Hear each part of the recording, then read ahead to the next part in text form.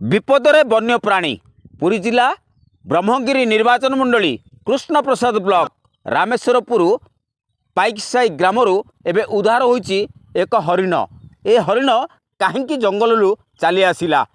एपटे गोटे पटे देखा गले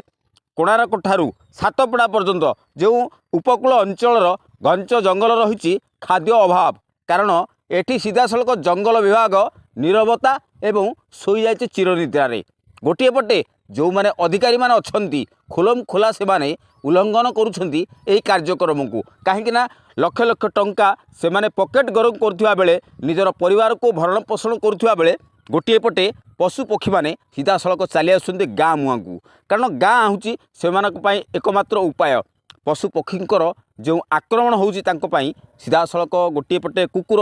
अन्य लोक मैंने शिकार कर खाई दौरान हरिण मानक यह हूँ दुर्भाग्य एवं दुखदायक घटना। जंगल विभाग कौन करुच्ची कहीं से खाद्य टिके सेमानकर सुरक्षा उपरे नहुनी दायित्व यह हूँ राज्य सरकार केंद्र सरकार दृढ़ भाव में यहाँ पर निष्पत्ति नवा आवश्यक होउछि बोली मन होउछि।